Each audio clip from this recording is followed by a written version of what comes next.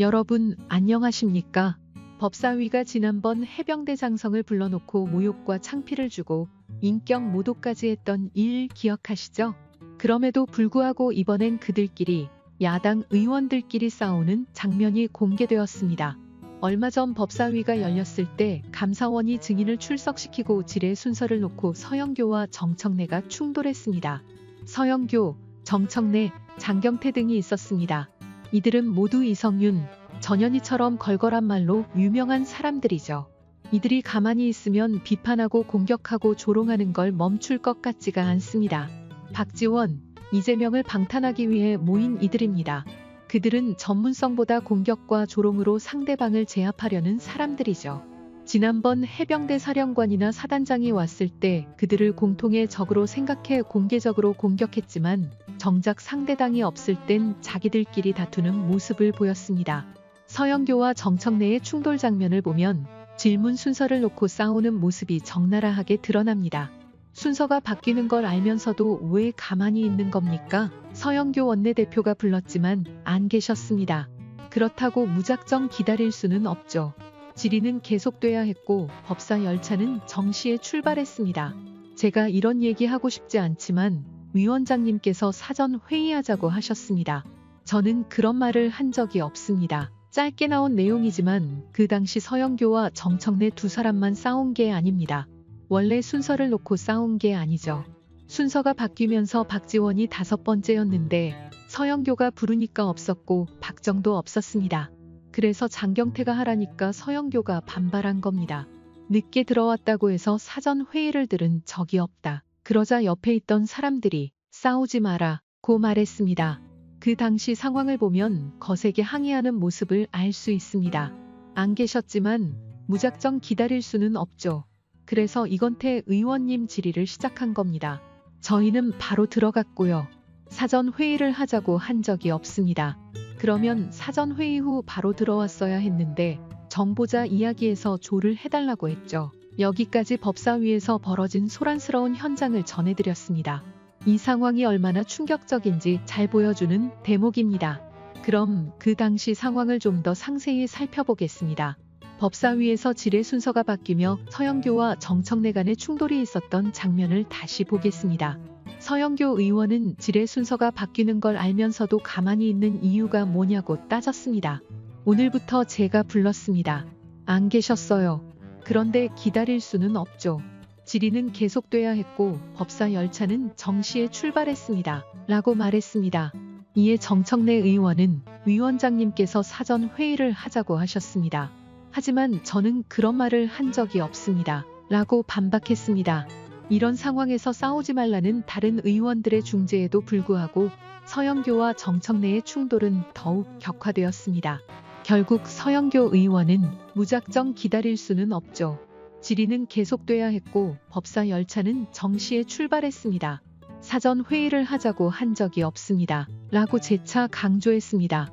이 충돌 장면은 법사위 내부의 혼란과 갈등을 여실히 보여줍니다.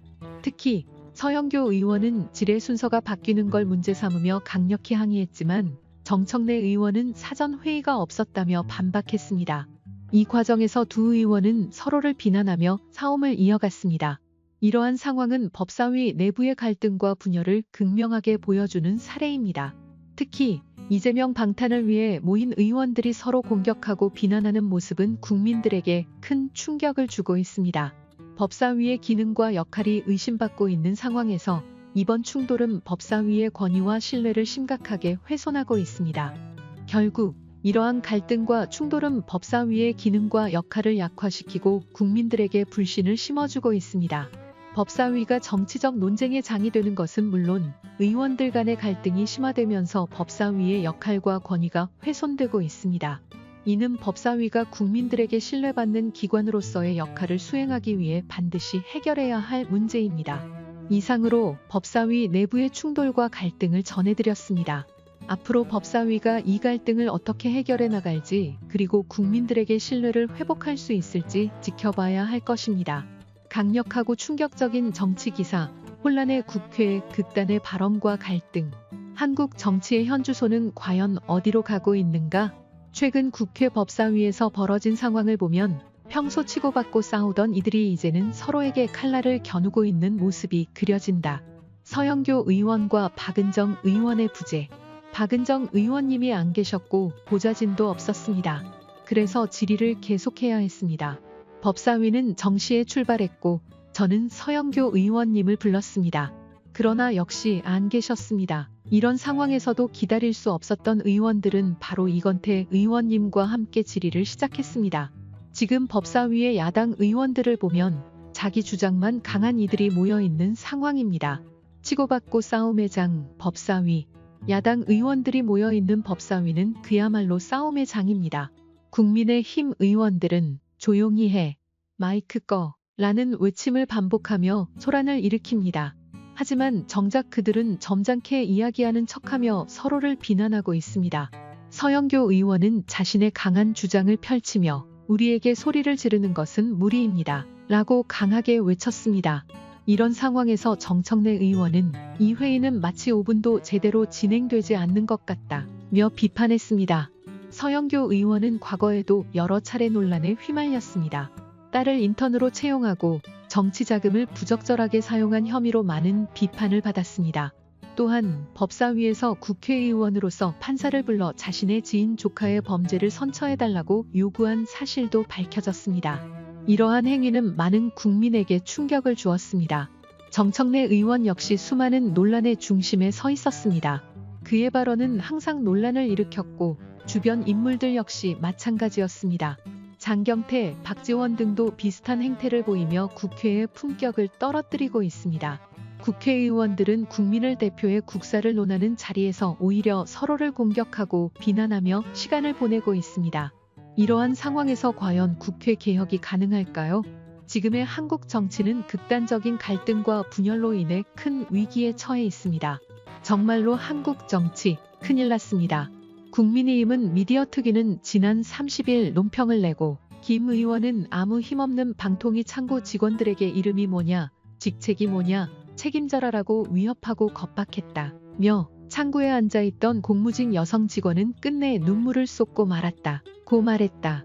특위는 갑질을 해놓고 갑질인 줄도 모르는 김 의원의 행태가 악성 민원인의 전형이며 가장 안 좋은 갑질이라며 국회 법사위원장인 정청래 민주당 의원의 증인 퇴장 갑질, 과방위원장인 최민희 민주당 의원의 공무원 보고 녹음 갑질에 이어 이젠 김 의원의 방통위 창구 직원 갑질까지 벌어졌다고 비판했다. 제3노조는 김 의원은 오전 9시 10분쯤 방통위 직원과 면담하기로 사전 약속이 되어 있었다면서 신분증을 제출하고 기다리고 있었으나 10명가량의 과방위 의원들이 출입관리소 실내로 들어오자 갑자기 피켓을 들고 시위를 하면서 즉석 기자회견을 하였다며 이때 허락 없이 보안시설에 대한 촬영이 이곳저곳에서 일어났고 방송사나 언론뿐 아니라 유튜버들도 촬영을 지속하였다. 이 때문에 출입관리소의 출입증 교환 창구가 폐쇄되고 셔터가 내려졌다. 고 전했다.